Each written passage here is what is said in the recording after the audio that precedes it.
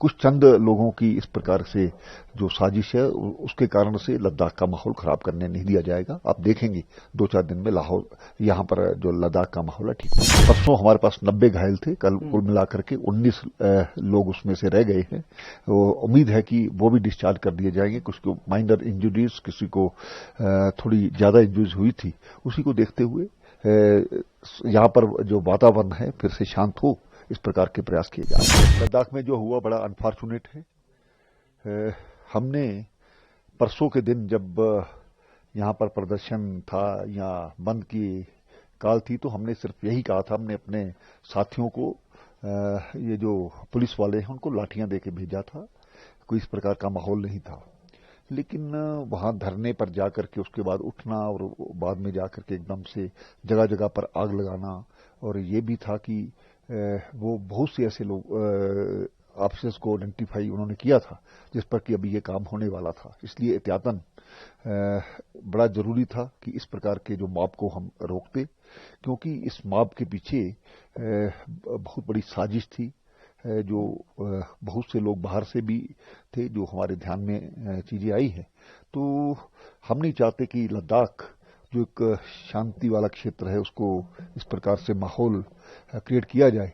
कुछ लोगों ने सीआरपीएफ और पुलिस की गाड़ियों को जलाने का जो प्रयास किया है उसमें अभी हमारे पुलिस के जवान भी बैठे थे। तो ये सिर्फ आत्मरक्षा के लिए सब कुछ किया गया। इससे बढ़कर जो भी करना पड़ा वो भी अनफॉर्चुनेट है। आप कह रहे हैं कुछ लोग बाहर से भी शामिल थे।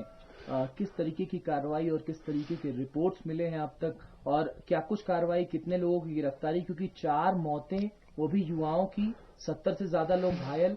और जब भी हम लद्दाख की बात करते हैं तो हमें शांति दिखाई देती है, और मुझे तो पिछले 20-30 सालों में ऐसा कोई रिवॉल्ट दिखाई नहीं देता। देखिए, इसको रेवोल्यूशन नहीं किया जा सकता, कहा जा सकता है, इसको साजिश कहा जा सकता है।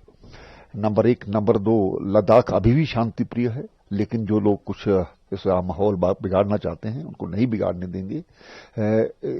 ये जो आपने घायलों की बात की है, परसों हमारे पास 90 घायल थे, कल कुल मिलाकर के 19 लोग उसमें से रह गए हैं।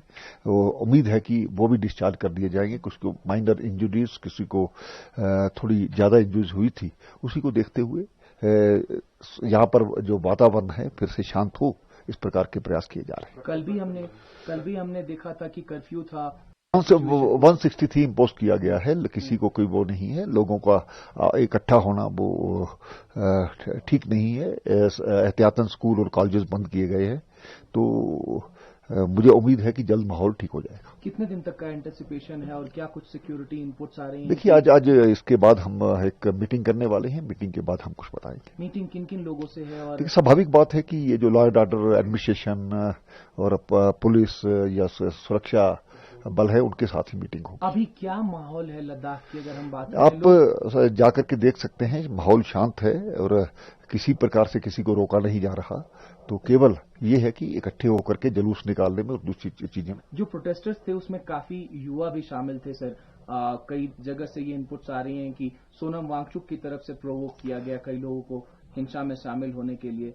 हालांकि सिक्योरिटी फोर्सेस पर भी तमाम सवाल उठ रहे हैं कि उन्होंने भी जो है बल का ज्यादा प्रयोग किया। देखिए, वीडियोस जो सामने आई हैं, किस प्रकार से एक शांत माहौल था उसको भड़काने की कोशिश की गई, उसके बाद ही इस प्रकार की जो कार्रवाई हुई है। हम नहीं चाहते कि हमारे युवाओं का जो भविष्य है वो खराब हो। तो मुझे लगता है कि जो जांच जो चल रही है उसमें से बहुत चीजें सामने निकल करके आएंगी। कौन लोग थे, कौन हैं, किनको पकड़ा गया है, काफी लोगों से पूछताछ की जा रही है। एक जायज सवाल है सर, कि जो फायरिंग हुई सिक्योरिटी फोर्सेस की तरफ से, उपराज्यपाल के तौर पर क्या आप उसके इन्वेस्टिगेशन के लिए भी ऑर्डर देंगे? बिल्कुल, उसके लिए भी ऑर्डर किया जा रहा है जी। आप जो बाहर के लोग अब लद्दाख को देख रहे हैं, तमाम टूरिस्ट आते हैं, उनके मन में डर भय का माहौल है सर। उपराज्यपाल के नाते आप उनको क्या मैसेज देंगे? देखिए, लद्दाख अब कैसा है? लद्दाख का माहौल शांत कर लिया जाएगा। जो लोग भी इसमें इन्वॉल्व थे उनको चिन्हित किया गया है। आगे से इस प्रकार की कोई घटना हो उसको बर्दाश्त नहीं किया जाएगा। तो मैं भी आपके माध्यम से जो स्थानीय हमारे लोग हैं, जिम्मेवार लोग हैं, यहाँ पर सामाजिक संस्थाएं हैं, रिलीजियस संस्थाएं हैं कि आप इस जो लद्दाख की असली परंपरा है उसको बनाने का प्रयास कीजिए और प्रशासन उनके साथ खड़ा है। लद्दाख की इकोनॉमी मूलतः टूरिज्म बेस्ड इकोनॉमी है। मुझे बड़ा अच्छा लगा, अभी तमाम बाइकर्स जा रहे थे और हमारे सहयोगी रिपोर्टर ने उनकी तस्वीरें निकाली और एक अलग ऑप्टिमिज्म दिखाई दिया सर 3-4 दिनों के कर्फ्यू के बाद। तो जो टूरिज्म बेस्ड इकोनॉमी है उसको फिर से आगे बढ़ाने के लिए आप तमाम लोगों से क्या अपील करना चाहेंगे? आप कहेंगे कि आप लद्दाख आइए? हाँ, बिल्कुल। हमारा जो प्रशासन है पहले से ही टूरिज्म के लिए बहुत से रास्ते खोल रहा है। उसके लिए भारत सरकार की तरफ से भी बहुत सी ऐसी स्कीम्स हैं। कुछ चंद लोगों की इस प्रकार से जो साजिश है उसके कारण से लद्दाख का माहौल खराब करने नहीं दिया जाएगा। आप देखेंगे 2-4 दिन में लाहौर यहाँ पर जो लद्दाख का माहौल है ठीक हो जाएगा।